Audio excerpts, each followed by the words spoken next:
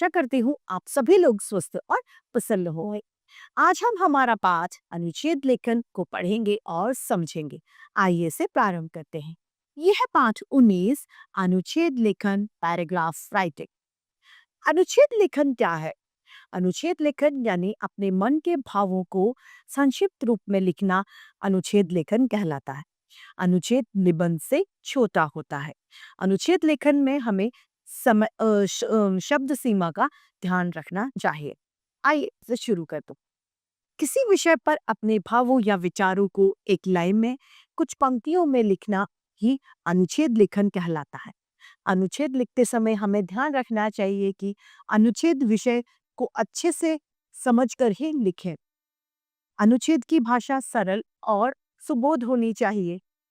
अनुच्छेद छोटे छोटे वाक्यों में ही लिखना चाहिए। अनुच्छेद हमेशा एक लय में लिखा होना चाहिए। यहाँ पर अनुच्छेद लेखन का एक उदाहरण दिया गया है। नानी का घर। मैं गर्मी की छुट्टी में नानी के घर जाती हूँ। वहाँ नाना नानी, मामा, मौसी सब मिलकर बहुत खुश हो जाते हैं।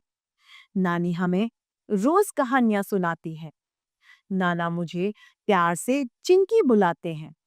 मामा हमारे लिए ताजे ताजे फल लेकर आते हैं।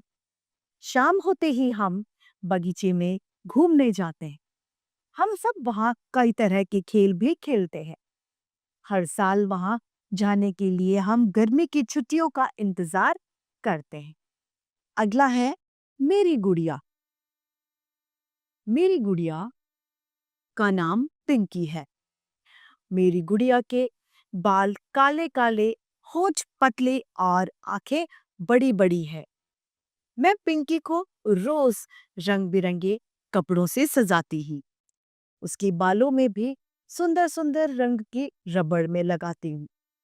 वह मेरे साथ सैर पर जाती है और हम बाग में झूले झूलते हैं।